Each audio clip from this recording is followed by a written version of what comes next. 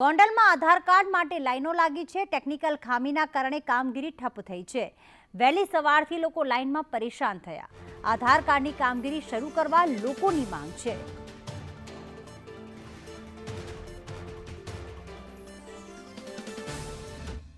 वगैरह मेरा कोई काम नहीं होगा, सैलरी वगैरह रोका हुआ है। मैनेजर ने अचानक बोला था पहले आधार कार्ड सही करा, बाद में सैलरी मिलेगा। तो मैं इधर आया, उधर से पैदल चल के आए कंपनी से, यहाँ से भी पैदल आए 2-4 किलोमीटर। सुबह 4:30 बजे का इधर मैं बैठा हूँ, आके देखा तो पता चला टोकन वोकन मिलता है, बहुत ट्रैफिक रहता है, इतना भीड़ भाड़ है। इधर जो काम करने वाला बंदा है वो भी एक ही है, एक ही आदमी काम करता है आधार कार्ड का, इसलिए टाइम बहुत लगता है। અમે અહીંયા આધાર કાર્ડ માટે આવ્યા છીએ, સુધારા વધારા કરવા માટે। અમે 4 દિવસથી આ ધક્કા ખાઈ છીએ, અમારો 5મો ધક્કો છે, પણ હજી સોલ્યુશન આવ્યું નથી।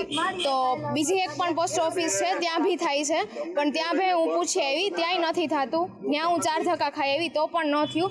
તો મારી એટલી વિનંતી છે કે 3-4 જગ્યાએ ચાલુ કરાવો, કાં પછી અહીંયા જ ઓફિસમાં 3-4 જણાને મૂકો કે આ બધું સોલ્યુશન થઈ શકે। જ્યારે પણ આવીએ છીએ ટોકન હાથમાં આવતા નથી, ટોકન હાથમાં નથી આવતા, એમની રજૂઆત અમે ઉપર કરી છે। તો સાહેબે એમ પણ કીધું છે કે આ કામગીરી અમારી આવતી નથી, ખરેખર આ કામગીરી છે મામલતદારની આવે છે, જ્યાં મામલતદારમાં અત્યારે બધું બંધ છે।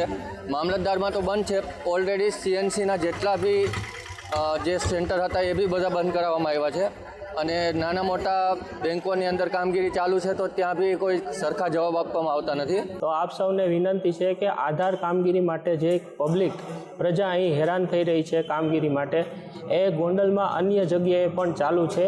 માટે અમે અમારી ક્ષમતા તથા સમય મર્યાદા અને સરકારના અનુરોધ, સરકારના આદેશ એના મુજબ આપણી ક્ષમતાથી ઉપર પણ આપણે કામ કરીને રોજનું 25 થી 30 જણાનું કામ કરીએ છીએ અહીંયા।